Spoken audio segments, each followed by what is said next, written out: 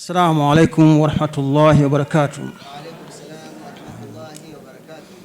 Alhamdulillahi rabbil alamin, wassalatu wassalamu ala rasulillahi sallallahu alaihi wasallam, wala hawla wala quwwata illa billahi al-aliyyil azim. Amma baada kumshukuru Mwenyezi Mungu na kumtakia rehema mtume wetu Muhammad sallallahu alaihi wasallam, tunabudi kumshukuru Allah kwa kutujalia kwanza uhai, uzima, kadhalika kutuchunga katika sehemu zetu mbalimbali na kuhudhuria hapa katika uwanja adhim ambalo hili ambalo tulilofanya hapa ni jambo tukufu kabisa, ambalo lina utukufu wake hapa duniani na huko akhera. Kwa hivyo tumshukuru Mwenyezi Mungu kwa hayo. Kadhalika napenda kuwashukuru viongozi wote walioandaa shughuli hii. Kwa kweli alhamdulillah wamefanya juhudi kubwa sana. Wakati naambiwa kwamba huu ni mwaka wa 3 au mashindano ya 3 haya, na mashindano ya pili nimehudhuria hapa, na alhamdulillah baada ya kufika Zanzibar naonekana kwamba nimeambiwa kwamba umekwenda kutuwakilisha kule Mbeya, kwa sababu vyombo moja kwa moja vinaonekana hivi. Kwa bahati alhamdulillah wanakushukuruni sana, rafiki yake, na wanakupongezeni sana watu wa Zanzibar kwa hili. Na vile vile na sisi vile vile watu wa Zanzibar tunakukaribisheni. Kwanza tarehe 7 na tarehe 8 tutakuwa na mashindano yetu makubwa ya Zanzibar ambayo yatashirikisha mikoa mbalimbali. Na mkoa wetu wa hapa wa Mbeya wamo washiriki ambao. Kadhalika huwa na mashindano mengine ya mfunguo 4. Vile vile tunawakaribisheni na takribani tunashirikiana nao. Lakini wazee, watu wazima hapa mara nyingi hatujamuona mtu hata mmoja kule Zanzibar. Sisi tunajitahidi kuja hao. Maana kila mwaka wanakuja wanaume ili kusoma, kwa sababu kuna mambo mengine lazima tuyasome katika kuona. Lakini inshallah iko siku tutafika. Kwa hiyo inshallah nisiendelee mengi kwa kuwa muda umekuwa mkubwa. Tunashukuru sana na alafu yake tunapongezeni sana, na Mwenyezi Mungu atujalie kheri katika harakati hizi, tuendeleze nazo, tufe nazo, twende nazo akhira inshallah, kwa rehema zake na fadhila zake na utukufu wake Allah. Wa hadha, assalamu alaykum wa rahmatullahi wa barakatuh inshallah. Mambo ya bahari ya Hindi kutoka kwa mzee wetu Sheikh Said, na ametualika Zanzibar, na sisi tutakuja Zanzibar kama tulivyo, na tutabeba mifuko yetu ya kutapikia kwenye meli. Hilo nalo nimeona niliseme mapema nisije nikalisahau. Ndugu zangu wahudhuriaji na washiriki, ratiba yetu inatuongoza kwamba sasa tupate salamu maalum, kwa sababu hii sasa ni salamu ya serikali kupitia Wizara ya Elimu, na hichi kilichokuwa kinaonekana hapa ni miongoni mwa elimu. Na wizara hiyo sasa vipindi vya dini huko mashuleni primary, secondary mpaka chuo kikuu kuna mitaala maalum ya vipindi vya dini ya Kiislamu. Msimamizi wa mkoa wetu katika nyanja ya elimu, nimkaribishe dada ukhti Farida ni Hajati. Huyu yuko ameketi wapi? Yuko pale. Naomba nikuletee maiki hapo ulipo uweze kutoa salamu kuhusiana na nyanja hii. Assalamu alaikum wa rahmatullahi wa barakatuh. Awali ya yote, baada ya kumshukuru Mwenyezi Mungu na kumtakia heri mtume wetu Muhammad sallallahu alaihi wasallam, nishukuru kipekee kwa viongozi wote wa dini ambao wamehudhuria hapa, meza kuu, majaji, washiriki wa mashindano ya Qurani, wamama washiriki wote waliohudhuria katika mashindano haya, pamoja na wanaume wote walioshiriki katika shughuli hii. Kwa kweli niwapongeze kwa maandalizi haya mazuri. Ninatambua walioandaa haya maandalizi wametambua kwamba mama ni mlezi wa familia. Ukimwelimisha mwanamke ni sawa na kuelimisha umma wote. Sisi ndo tumebeba majukumu ya malezi ya watoto, na kila mmoja anatambua mmomonyoko wa maadili uliopo sasa. Kwa hiyo akina mama wenzangu, ninaomba tuwaunge mkono wenzetu Itihadi Mamas kwa jitihada hizi ambazo wanazifanya, na kama kuna fursa ya kuingia kwenye hili kundi, kama hawajaweka kikomo cha watu wawe wangapi, ni shauri tuweze kuingia na kuweza kujiunga na makundi mengineyo ambayo yatatusaidia kuimarisha elimu ya kiroho na elimu ya mazingira. Lakini pia kama mtaalamu wa elimu, ninatambua kwamba mkoa wa Mbeya upande wa elimu ya mazingira tunakwenda vizuri. Mitihani ya shule za msingi na sekondari tunafanya vizuri, tunashika nafasi za juu. Niombe twende sambamba pamoja na elimu ya dini pia. Niombe akina mama tuwahimize, tuseme wazazi kwa ujumla, tuwahimize watoto wetu wasome elimu zote mbili. Tuweke zote mkazo. Kwa sababu naona wazazi walio wengi tunahimiza mtoto aende tuition na muda wa ziada, lakini hatuna ule utaratibu wa kuangalia mtoto, je, vipindi vya dini ambavyo alitakiwa visome kwa wiki, je, vimesomwa? Je, mtoto anakwenda madrasa? Hatufanyi hayo. Kwa hiyo mimi kupitia hafla hii niwakumbushe ndugu zangu, kwa sababu mtoto akipata elimu ya kiroho atakuwa na hofu ya Mungu. Akipata elimu ya kiroho hata taaluma, ina maana kwamba hata elimu ya mazingira itafanya nini? Itakwenda. Mtoto aliyohifadhi vizuri Qur'an atafanya vizuri hata ya masomo ya secular. Mtoto aliyohifadhi Qur'an anakuwa ni mwanasayansi bora, ataweza kufanya vizuri masomo ya sayansi, mfano somo la chemistry, physics na biology. Kwenye chemistry kuna kipengele cha organic chemistry. Kwa hiyo mtoto ambaye amesoma vizuri Qur'an na kuhifadhi, tumemwandaa kuwa mwanasayansi bora. Na sasa tunakimbilia katika uwanja wa sayansi na teknolojia. Kwa hiyo niwaombe wazazi wenzangu, tuhimize watoto waweke kipaumbele kwenye elimu zote mbili, ili mtoto aweze kumudu katika mazingira anayoishi na pia aweze kumudu katika elimu ya ahera. Nilipewa muda wa kutoa salamu za elimu. Kwa kuwa mimi sio mgeni rasmi na tunakimbizana na muda, ninaomba niishie hapo. Nafikiri tutaendelea kuwasiliana katika makongamano mengine, katika kutoa mada mbalimbali za kuwajenga katika maadili. Ninashukuru sana. Wa hadha, salamu alaykum wa rahmatullahi ta'ala wa barakatuh. Kutoka kwa afisa elimu, Mheshimiwa mgeni rasmi Biraya, Mbeya wewe sio mgeni tena, umekuja kipindi cha joto.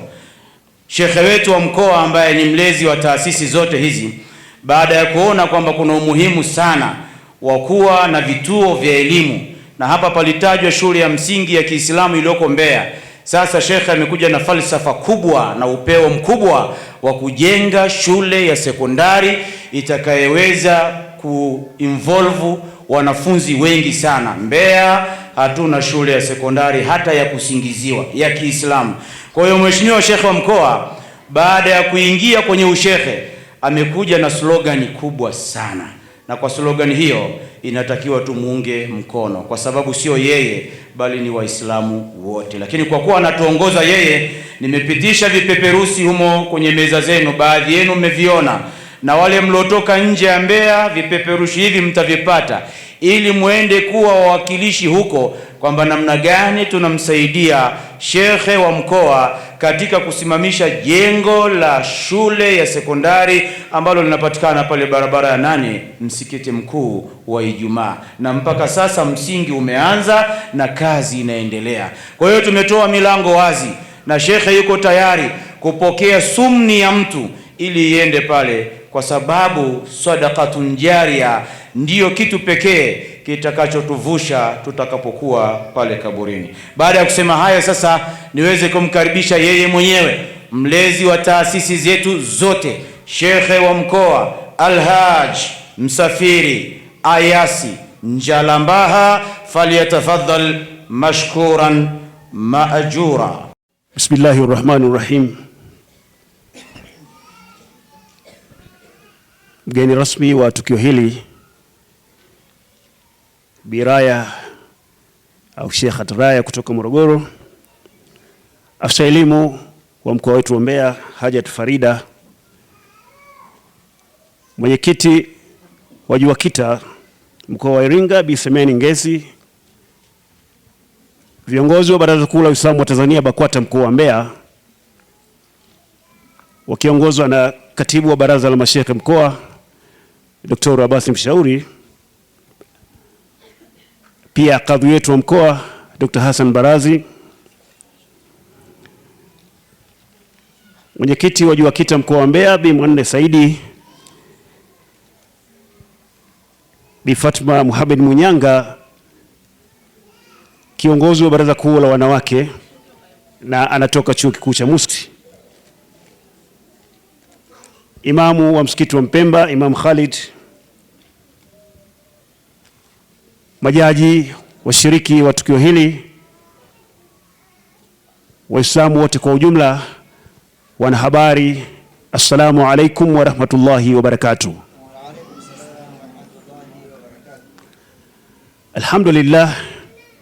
Alhamdulillah alladhi rataba Qur'an al-Karim bishahr al-mubarak shahr Ramadan irtibatan wathiqa wa huwa al-qa'il الرحمن علم القرآن والصلاة والسلام على خاتم الأنبياء والمرسلين محمد بن عبد الله عليه أفضل الصلاة والسلام وعلى آله وصحبه أولي الميامين وبعد. Ndugu zangu, baada ya kumshukuru Mwenyezi Mungu Subhanahu wa Ta'ala ambaye ametuwezesha leo hii tukakusanyika hapa kushuhudia mashindano ya kitabu chake kitukufu Qur'anul Karim, na si mashindano kwamba kubwa kuna wa kwanza na wa pili. Nadhani washiriki wote ni washindi na wote ambao wamehudhuria hapa ni washindi pia. Tumekuja kuhudhuria katika kukienzi kitabu kitukufu cha Mwenyezi Mungu Subhanahu wa Ta'ala.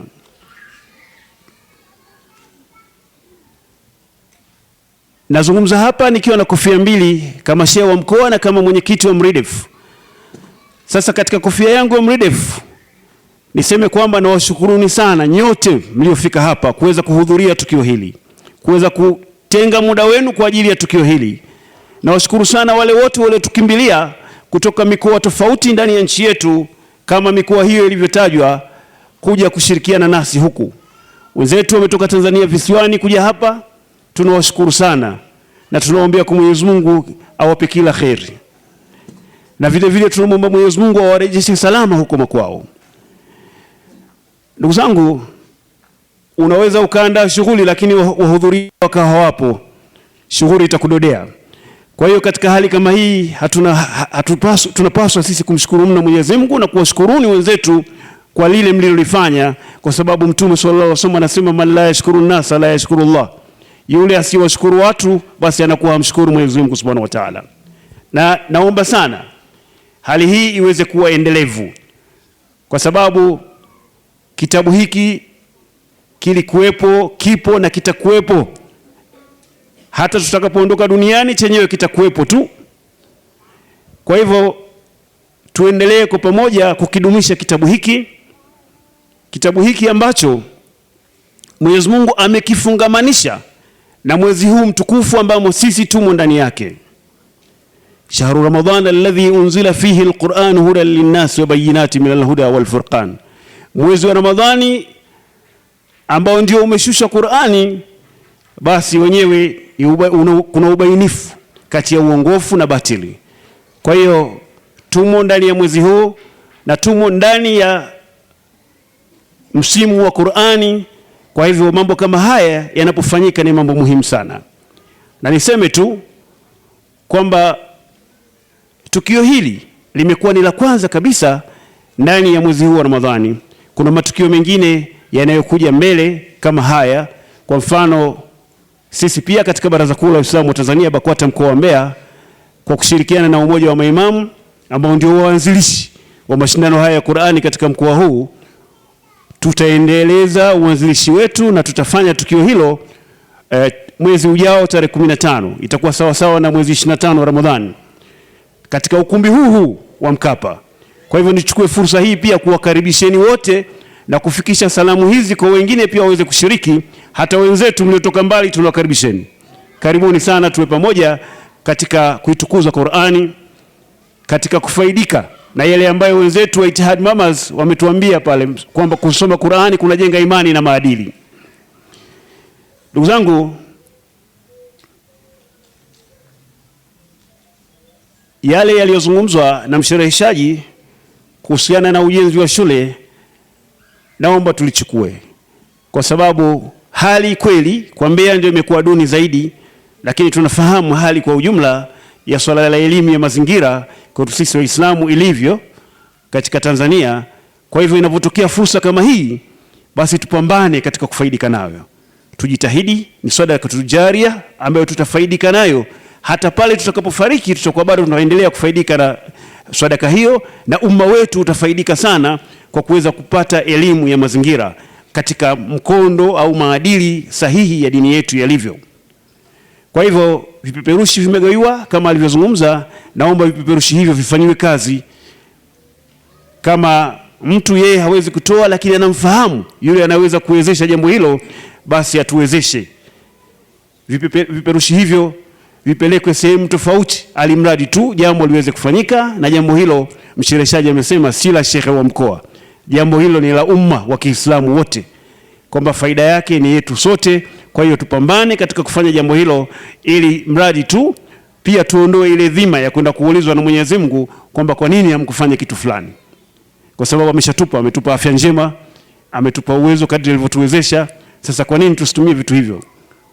Wasatasaluna yawma idhin anin naim, mtakuja kuulizwa siku hiyo kuhusu neema ambazo ametupa Mwenyezi Mungu, zina maswali yake huko mbele. Kwa hivyo tuzitoe kwa ajili ya Mwenyezi Mungu. Nichukue fursa hii kuipongeza sana Ittihad Mamas kwa namna ambavyo inaendesha mambo yake, na kwa upekee jambo hili la mashindano ya Qur'ani ambapo ni mwaka wa 3 sasa wanafanya.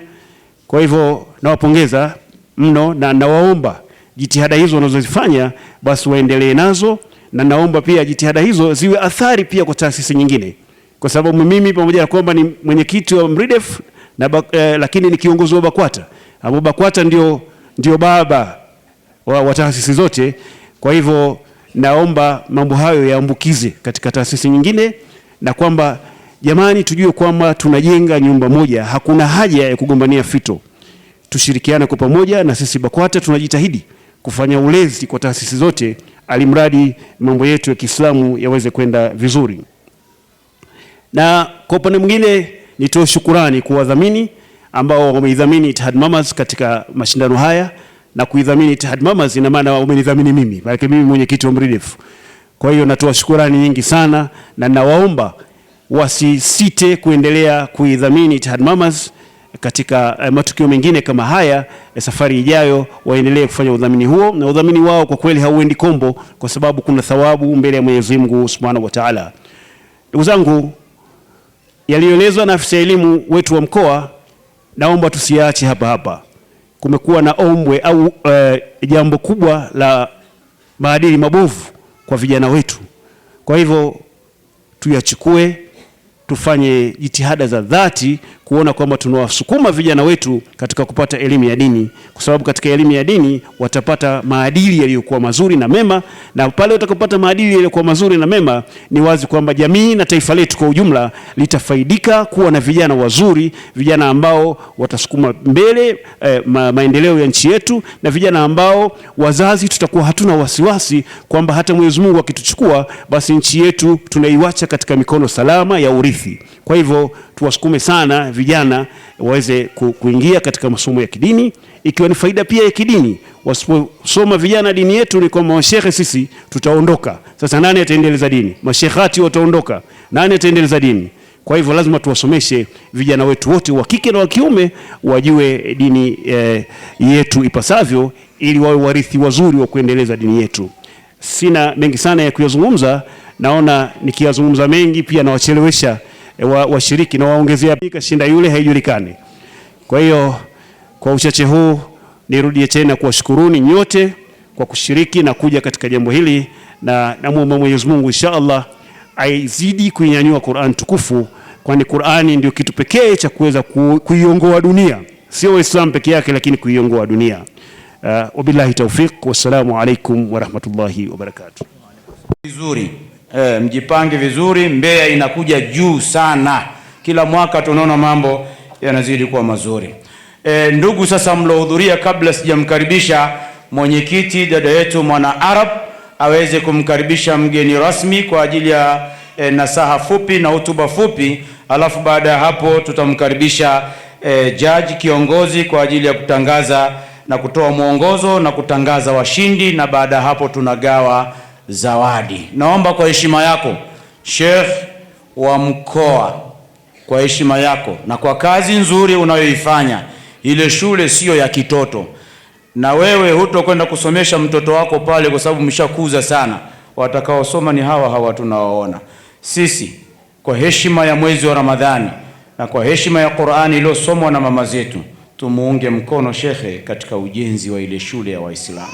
Na kila mmoja hapa akitoa tofali moja tu lenye thamani ya shilingi 1000, tutakuwa tumemuunga mkono shekhe wetu. Tuko tayari katika hilo?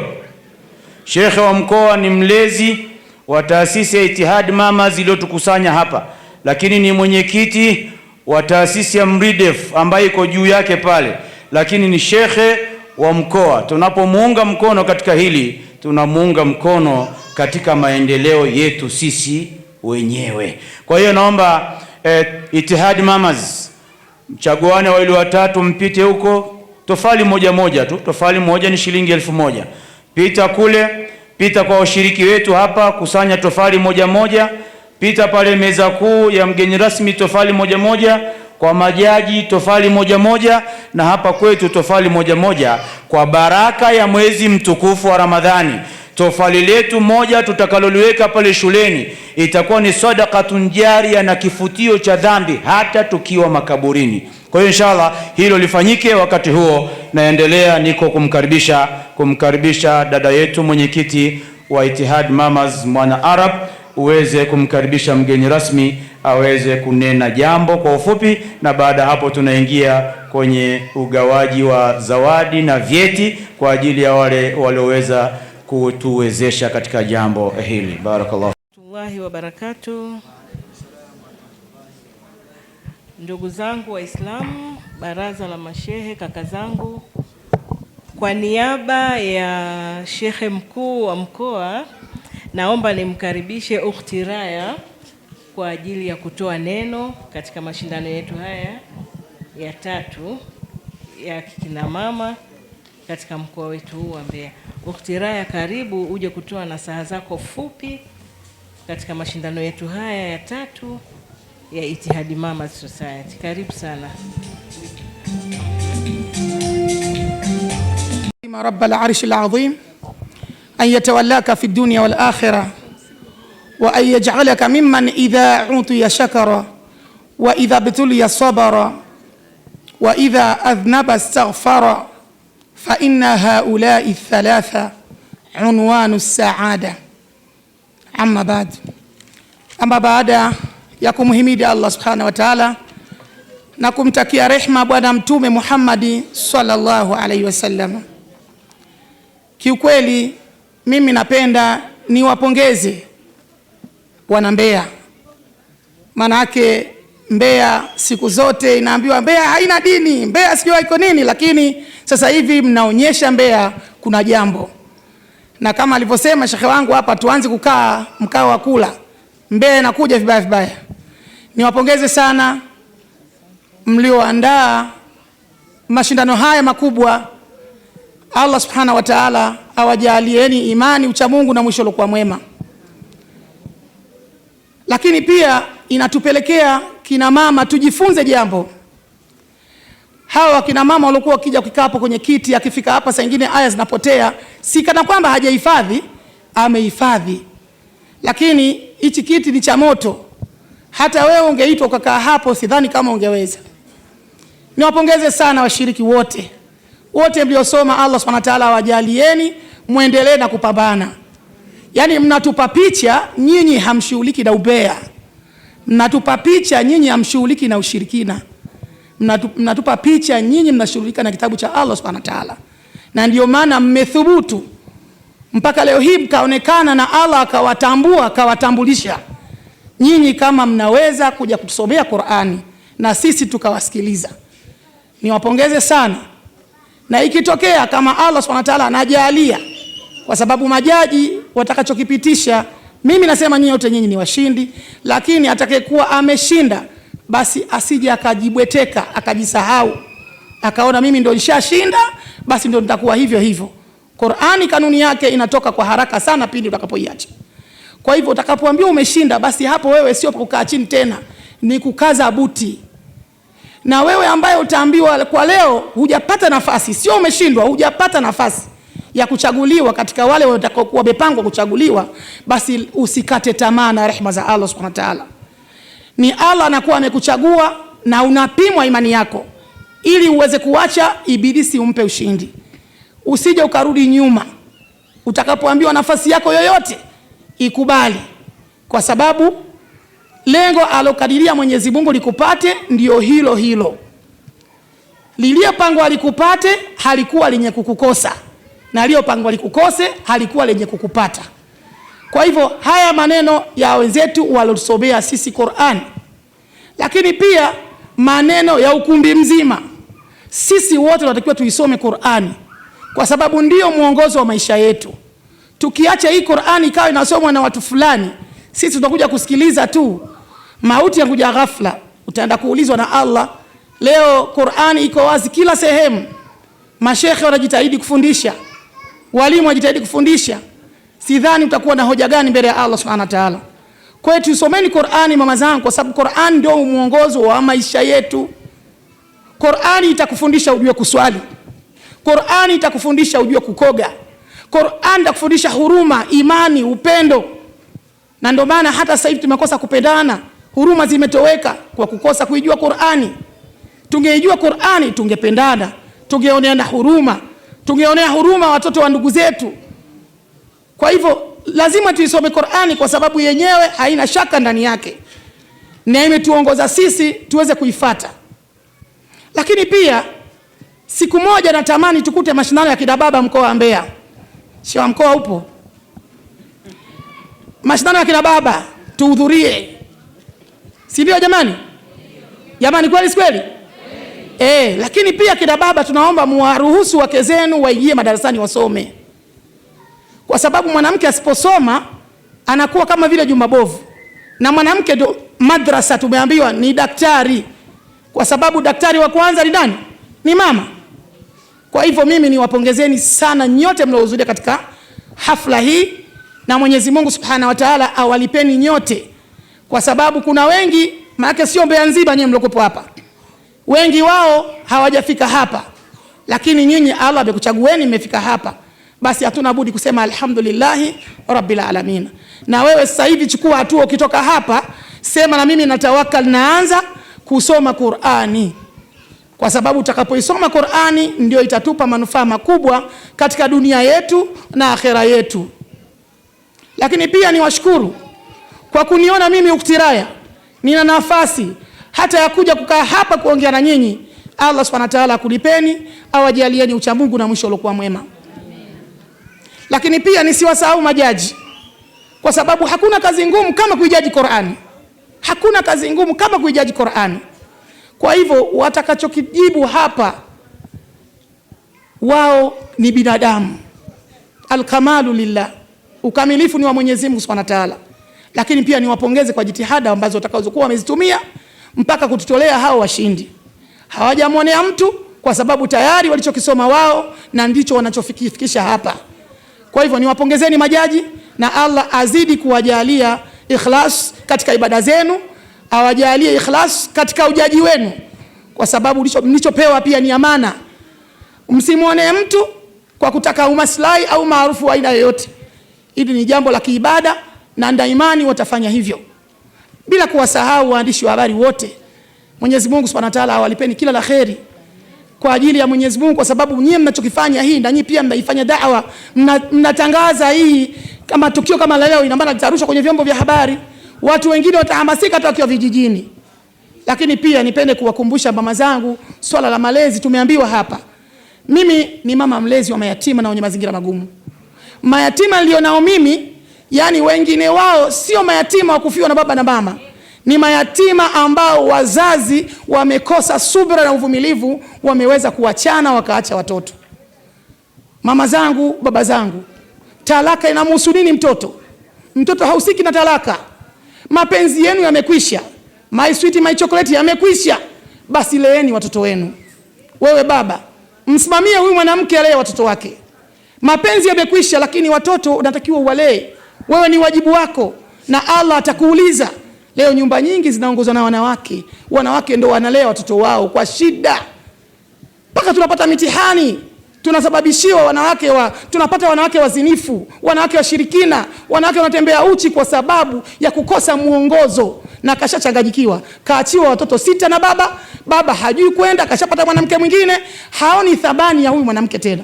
Kwa hivyo wapenzi wawili, na waomba mnapoachana basi tazameni maisha ya watoto, kwa sababu watoto wanapitia magumu sana. Mimi ni muathirika na ni muhanga mkubwa wa watoto, kwa sababu nalea watoto paka wakichawi. Mtoto, wazazi wameachana, wamekwenda kumtelekeza mtoto kwa bibi ni mchawi, anampa mtoto uchawi. Yote haya ni madhara ya sisi kuachana pasina kuwa na subra. Ndoa hailazimishwi wala mapenzi hayalazimishwi. Mnapoachana leeni watoto na muwasimamie, kwa sababu wewe baba, Allah amekwambia ar-rijalu qawwamuna ala nisai, wewe ndio msimamizi wa wanawake. Kwa hivyo unatakiwa usimamie majukumu yako, usimwachie huyu mwanamke kiumbe dhaifu akasimamia majukumu yake kwako wewe. Kwa hivyo mimi ni mama mlezi wa hao mayatima na ninawalea hapo nyumbani kwangu, lakini nahakikisha wanamsoma Mola wao, wanamjua. Nahakikisha wanamsoma mtume wao sallallahu wanamjua. Lakini pia nahakikisha wanapata elimu ya mazingira. Kwa hivyo Allah subhanahu wa ta'ala atujalie istiqama, atujalie uchamungu na mwisho uliokuwa mwema, na Allah atuepushe na hili wimbi liloingia la ushoga katika mashule yetu, katika majumba yetu. Mungu atuepushe na hili balaa, manake imekuwa ni kubwa balaa hili. Allah atuhifadhi kwa huruma yake, atusamehe. Mwenyezi Mungu asituadhibu kwa madhambi yetu, atuonee huruma kwa msaada wake, kwa sababu sisi ni wadhaifu. Ni ujeuri tu ambao tulionao, lakini ni wadhaifu sana. Kwa hivyo ndugu zangu katika imani, ninawapenda sana kwa ajili ya Allah. Kwa hivyo karibuni Morogoro, na sisi tuna mashindano makubwa Morogoro mwezi wa 9. Lakini sisi tulianza tofauti na watu wa Mbeya. Sisi tulianza mkoa wa Morogoro kwanza, ndani ya mkoa kwanza tujipige msasa. Ndio tutawaita watu wa mikoa ya pembeni. Najua kina Uktiamina kila siku wananisema majaji, Uktiraya kwa nini utuiti? Kwa sababu wao si mwamba.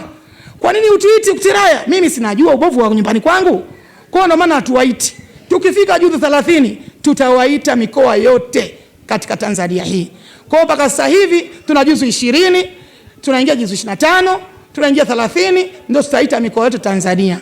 Kwa hivyo Allah Subhanahu wa ta'ala awali. Asalamu alaykum wala afwa minkum. Yani uko vizuri. Mwenyezi Mungu aendelee kukuweka na majukumu yako. Majukumu unayofanya ni majukumu ya kitaifa na unatuhamasisha kweli kweli. Sauti yako ni sauti ya simba. Na elaiti kama ungekuwa huna jinsia ya kike, ungekuwa imamu mkubwa sana katika misikiti hapa Tanzania.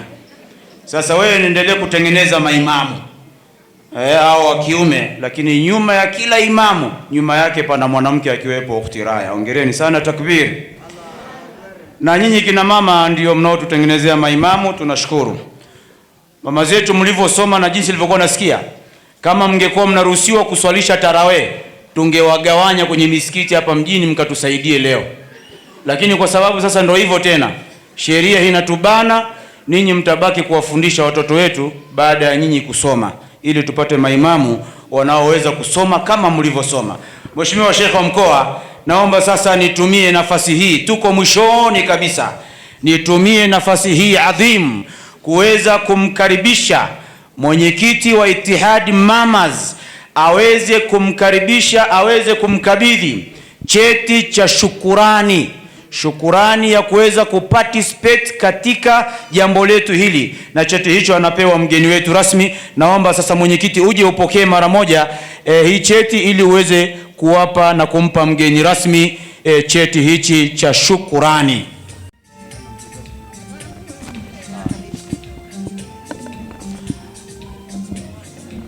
Picha nadhani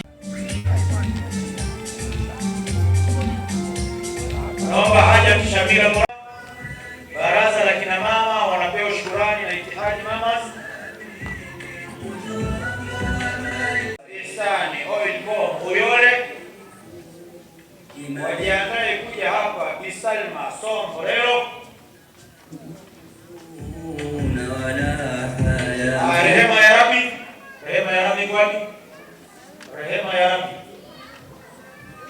Madrasa Isani Oil Bomb ya kile walichokipanda. Hongereni sana Ittihad Mamas, uweze atakaye kufanyieni wema ukaketi ili tukaribishe wengine. Kwa mja mwaminifu unipoza machungu yale ya walimwengu.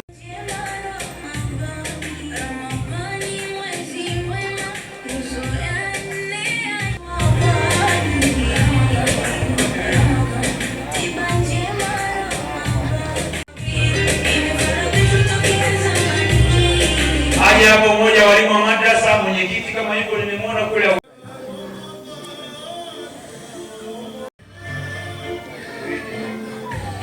Injinia Yasini Nianza, Injinia Yasini ndio makwaya. Familia ya Uthmani.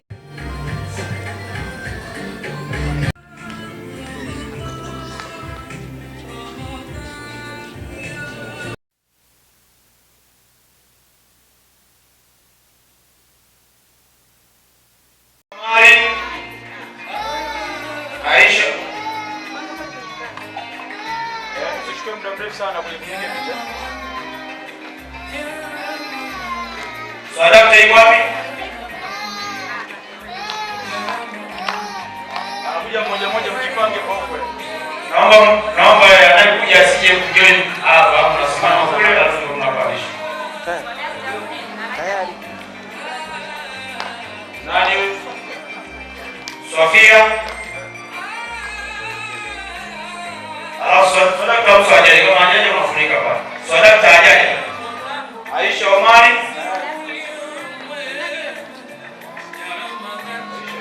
Aisha hiyo sadaka naona kama haipo. Naima. Alafu Aziza Omari. Nyuma yake afuate Mariamu Juma Makame. Nyuma ya Makame afuate Yusra.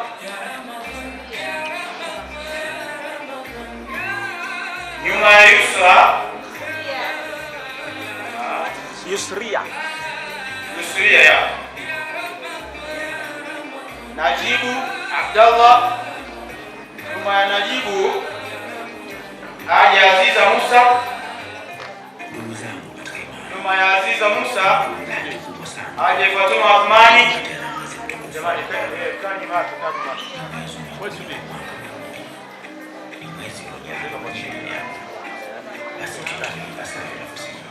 Najibu Yusria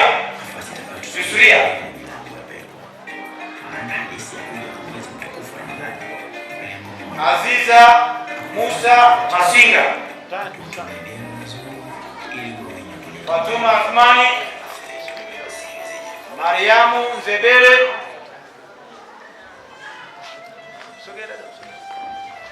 Mariam Zebele,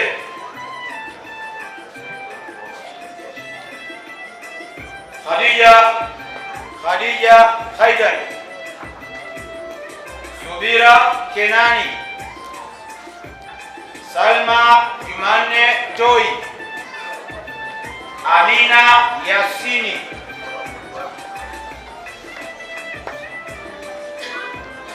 ajiandae Saida Zaidi,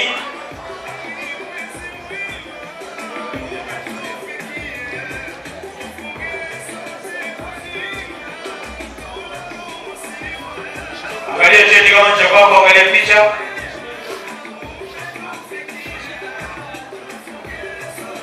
Saida Vuai, Sada Vuai, Orogomo,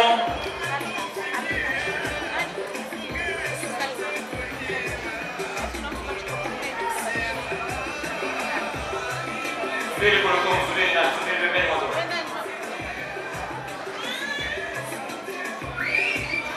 Orogomo, Wasiti Ahmed Saida hicho. Jamani. Pige picha mama. Sogea pembeni mama, sogea pembeni.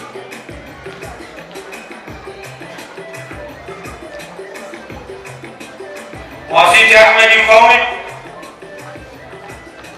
Hafsa Omar Olakami. Sara Uthmani Kasombeso. Zaituni Abdurrahman Habiba Muhammad Ali. Hivi ni vyeti vya washiriki. Hapo bado hatujajua mshindi ni nani. Anayefuata ni Habiba yuko wapi?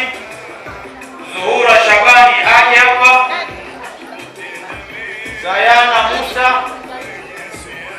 Sayana Musa Maginga. Asha Baruku.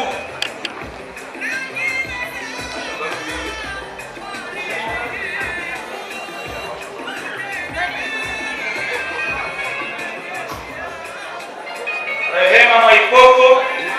Na wa mwisho tunasema Yumna Musa Mur.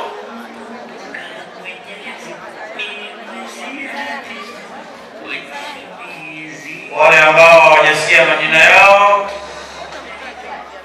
vyeti vimekwisha isha. Hebu mtaje huyo. Mtaje na huyo anayefuata.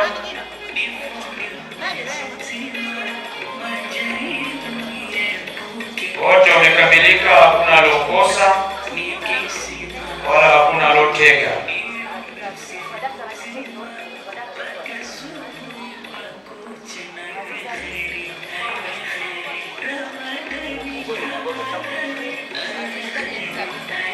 Aziza Hamisi. Aziza.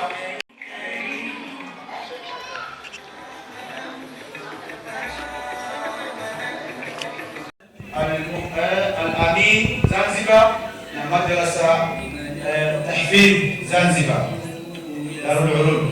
Hao ndio watatu ndio madrasa ambazo tumewafundisha hawa washiriki wetu hapa. Dari wa yassir li amri wahlul 'uqdatan min lisani yafqahu qawli wa ba'd. Ama baada ya kumshukuru Mwenyezi Mungu na kumtakia rehma mtume wetu Muhammad sallallahu alayhi wasallam, hatuna budi kumshukuru Mwenyezi Mungu kwa kusema alhamdulillahi rabbil alamin. Nikirudi kwa washiriki wetu wote, washiriki mmepambana, washiriki mmesoma vizuri, kwa hilo hongereni sana. Isipokuwa kwenye mashindano lazima apatikane wa kwanza, wa pili na wa tatu. Kwa hiyo kwa hali yoyote tukubaliane na matokeo.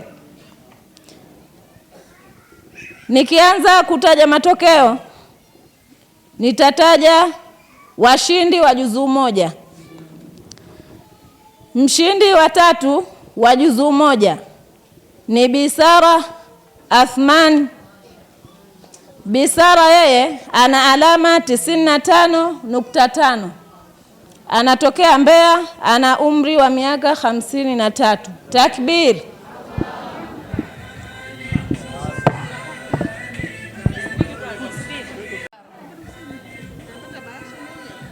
Anapata bahasha pamoja na zawadi kwenye nani pale. Hiyo ni kitu gani hiyo?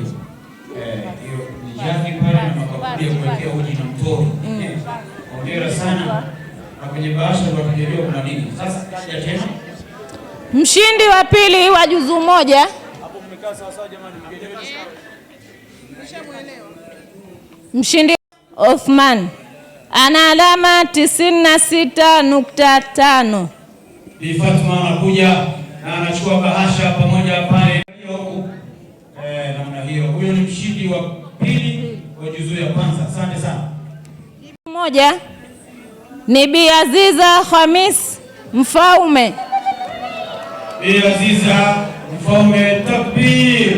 Allah. Sijui ametoka Zanzibar au Mbeya. Mbeya hiyo mpata hotpot na bahasha iliyoshiba, na hiyo hotpot kwa ajili ya kupakulia supu. Awashajua.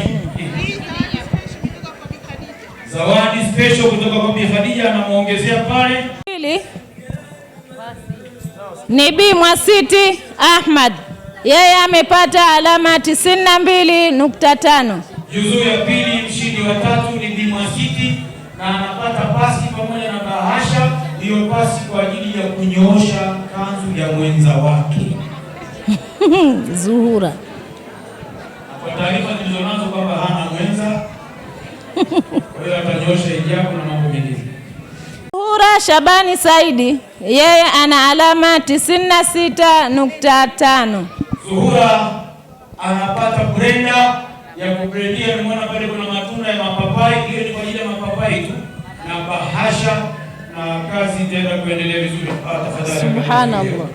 Jamani, blender kazi yake sinaijua. Ni Bi Zayana Musa Maginga, yeye ana alama 97. 97 Bi Zayana anapata mkeo shehe.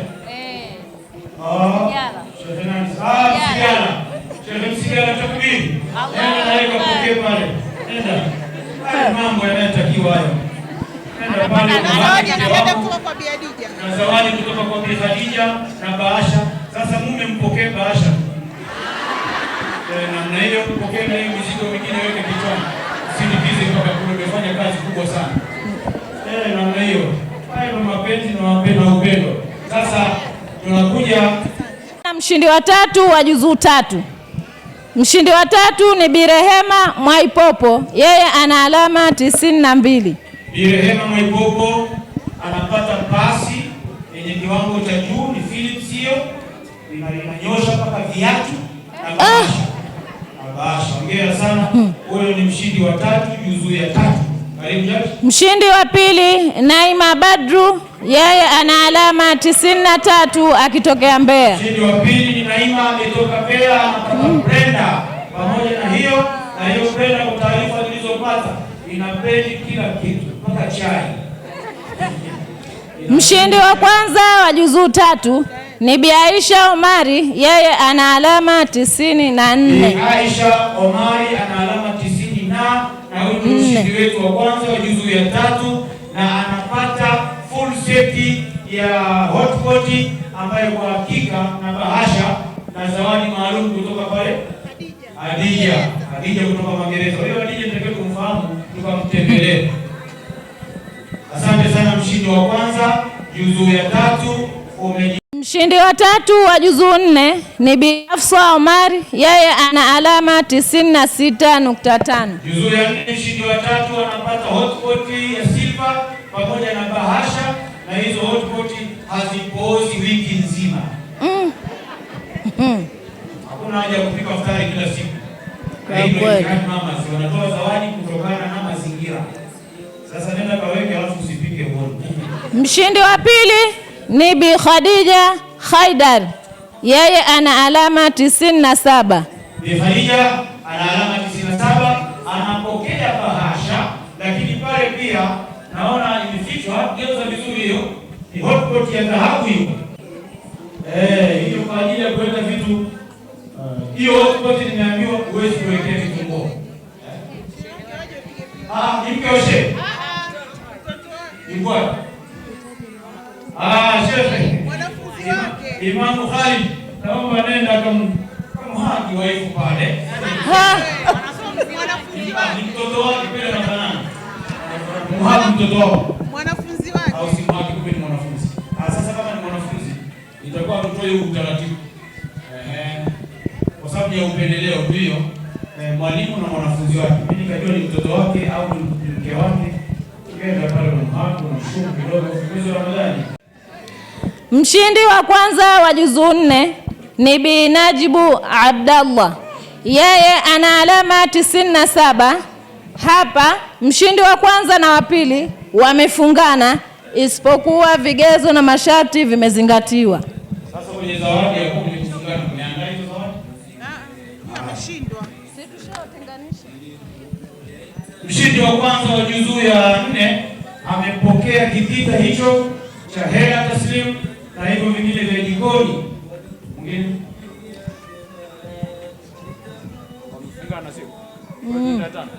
tunaendelea. Anayekuja sasa juzu ya 5 Ukhti Samira Gulam Kadir aje hapa atoe zawadi. Ni Salma Jumanne, yeye ana alama 91.5. Hotpot ni ya kisasa nimeambiwa na imetoka Zanzibar. Na bahasha imenona. Mshindi wa 3 juzu ya 5. Mshindi wa pili wa juzu 5 ni Bisubira Kenani, yeye ana alama 92.5. Mshindi wa pili juzu ya 5 Subira Kenani, blender ya kisasa. Yani hapo sasa umeme nadhani pale nyumbani upo Igodima hiyo, maana haitumii umeme pia. Huyo hapa ni Subira, anapokea nafasi yake ya pili. Karibu sana na pesa taslimu. Jamani, kwa wale wanaopokea zawadi, kama nyumbani hakuna umeme, mimi nanunua hizo blender na wengine yote nanunua na kisha dukani. Aliyeongoza kundi hili la juzu 5 ni Bi Safia Sakulo. Safia, yeye ana alama 98 kutokea Dar es Salaam. Sufuria ya kisasa ina frampeni 3, seti ndani yake, ina kila kitu ndani, na ile zawadi maalum kutoka Magereza na hela na bibie. Wakati tunasoma mama, nilikusikia. Hongera sana mama, umekuwa nafasi ya kwanza juzu ya 5, endelea. Na itaomba dua maalum, umri wako usiendelee, ili uwe unashiriki kila mwaka. Mama alisoma, mimi nilikuwa kule juu, wanaume wote wakasema mashaallah. Kwa kweli. Sasa mbona mnakuja na waume zenu ili tufahamu kama mna waume au hamna. Sasa tunafuata hapa juzu ya 6, anayekuja ni mwenyekiti Jihad Mamas pamoja na Mwanaarabu ambaye ni Mwanaarabu huyo. Mwanaarabu. Mshindi wa 3 wa juzu 6 ni Bi Saida Saidi, yeye amepata alama 92. Rice cooker. Hiyo inapika sio rice tu, inapika mpaka kande, inapika mpaka makongoro yale, inapika nini hiyo rice cooker hiyo. Na hela pia. Mshindi wa 3 juzu ya 6, mashallah tabarakallah, imetoka Zanzibar, Iringa. Kamwene. Hiyo inachemsha mpaka miguu ya mbwa.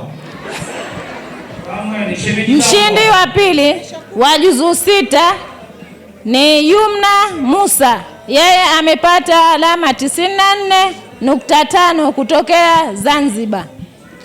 Kutoka Zanzibar inaenda pressure. Hiyo ni pressure sasa. Hiyo ndio inachemsha mpaka makongoro hiyo. Ile ya kwanza nimefuta, ile ni rice cooker tu.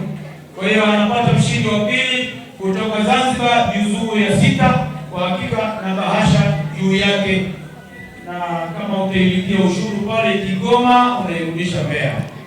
Aliongoza grupu hili la juzu 6 ni Bi Kulthumu Salum, yeye ana alama 96 kutokea Morogoro.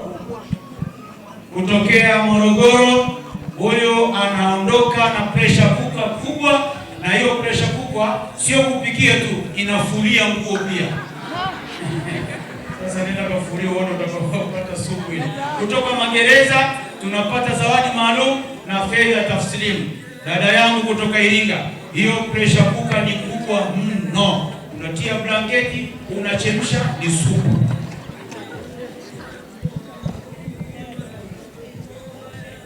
Sasa anakuja Muftiraya ambaye ni mgeni wetu rasmi. Tukimalizia na grupu la juzu 7, mashindano yetu yalikuwa na magrupu 7 na pia tumeishia juzu 7. Hawa wao walikuwa washiriki 5. Kutokana na namna walivyosoma wengine, hakufikia kiwango cha kupata ushindi. Kwa hiyo hapa tutawatangaza washindi 2. Hatutotangaza washindi 3. Tutatangaza washindi 2. ambaye mshindi wa pili ni Bi Aziza Omari Tamimu. Yeye amepata alama 91, ametokea Morogoro. Takbir. Wameshindana au ni wa pili? Wa pili. Watatu wa kumi. Hongera sana mama, unapata hiyo inaitwa electronic. Unapata na fedha taslimu. Nauli ya kwenda Morogoro na kurudi na kwenda vacation Zanzibar. Hongera sana. Yasiri Hamisi, naomba tusamani wakati tunamalizia hiyo alafu tupige takbira. Anatakiwa hapo nje. Yasiri Hamisi anatakiwa hapo nje haraka sana. Tuendelee kifuatacho. Aliyeongoza mashindano yetu ya leo ni Bi Saada Vuai Hamad. Yeye amepata alama 98.5, ametokea Zanzibar. Bi Saada ndio amefunga dimba. Takbir. Ametokea Zanzibar, anapata oven ambayo inapika biriani, inapika chipsi, lakini pale nimeona pia inachemsha ndizi. Oven inakausha na nguo. Na zawadi kutoka magereza na pesa taslimu, na nimeambiwa kwamba Zanzibar hawahitaji zawadi. Hizi oven zinatoka huko kwao, kwa hiyo ataibakisha hapa kwetu kwa ajili ya mradi wa Jitihadi Mamas. Tunaomba mtusame, ukamilifu ni wa Allah subhanahu wa ta'ala. Wabillahi tawfiq wa hadha. Assalamu alaykum wa rahmatullahi wa barakatuh.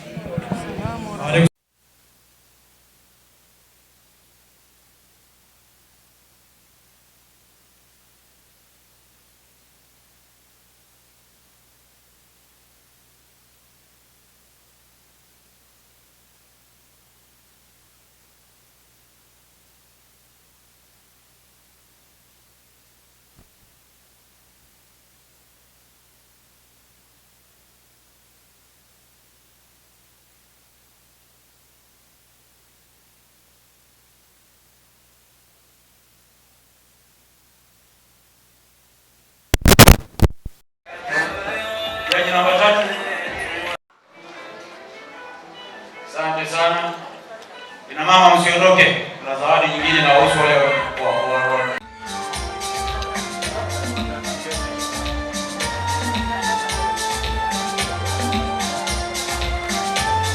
Sambamba na hilo, Sheikh Ali umepata heshima.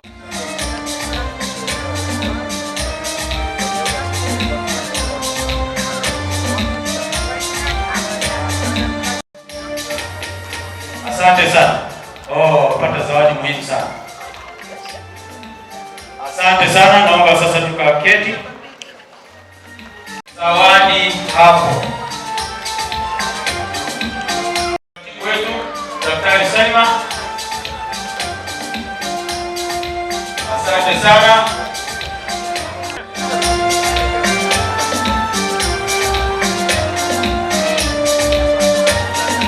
Inatolewa na mmoja wa maimamu, mwenyekiti mmoja wa maimamu atatoa na kuitaja zawadi maalum kwa mtu maalum ambaye yuko hapa. Wewe inawezekana ni wewe unayeondoka sasa hivi ndio utakayepata zawadi hiyo. Picha tu chap unatoka, picha chap unatoka, unachukua nani na bahasha. Bahasha jamani mnawapo? Bahasha inatiwa ndani humo. Wewe usije ukaenda kwa kumuta ndani pana bahasha. Na hiyo bahasha ndani yake pana bahasha. Karibuni sana tena Mbeya. Wakati tunamalizia, Sheikh tu ajiandae. Sheikh yeye tu ajiandae kwa ajili ya hiyo zawadi. Na zawadi yenyewe mimi nimeshaiona ni kilo moja ya tende. Wa alaykum salaam wa rahmatullahi wa barakatuh. Ni wapongeze sana washiriki wote, lakini Qur'ani imesoma kweli ndani ya mwezi wa Ramadhani. Na yupo binti mmoja ambaye katika kusoma kwake kweli amenifurahisha na amenifurahisha kweli. Na kwa taarifa nilizopata, binti mwenyewe bado hajaolewa. Kwa hiyo nina zawadi yake maalum kutoka kwangu, wala sio mmoja wa maimamu. Binti mwenyewe nitaje, anaitwa Sofia Sakulo. Sofia Sakulo aje kuchukua zawadi yake inshallah. Sofia Sakulo, kwa taarifa tulizopata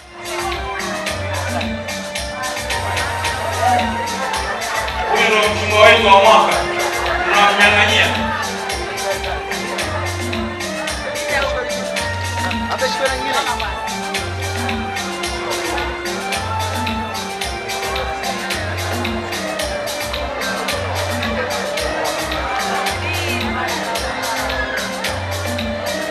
Huyu ndo mchumba wetu wa mwaka.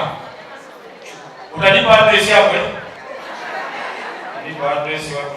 Matangazo, kabla matangazo, jambo letu litafungwa sana. Jazakallahu khair. Mwisho napenda kumkaribisha mwenyekiti wangu wa JUAKITA Ukti Mwanaarabu Bwato ili aweze kuwashukuru na kuongea lolote. Karibu.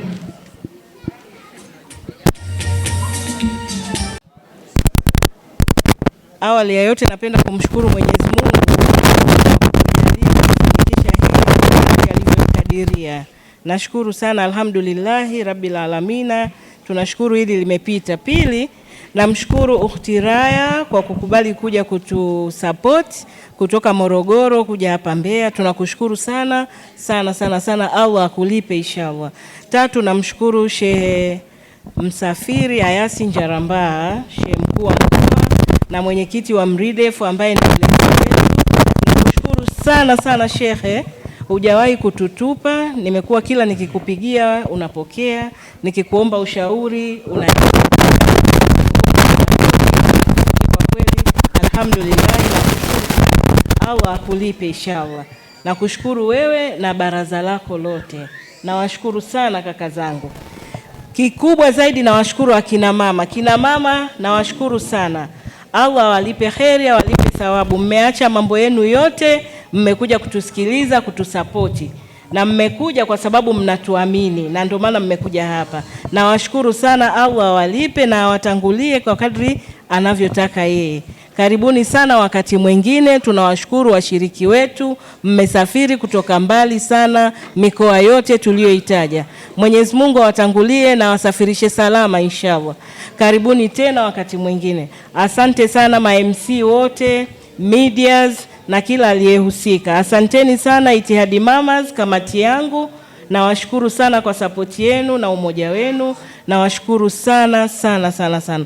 Nyote mlioshiriki katika hili, inshallah Mwenyezi Mungu awalipe thawabu katika kila mlichokifanya. Nafunga mashindano haya ya msimu huu wa 3 2026. Allah akipenda, kwa kadri atakavyotukadiria, tutaonana tena msimu mwingine wa mwezi wa Ramadhani. Wa hadha, assalamu alaikum wa rahmatullahi wa barakatuh.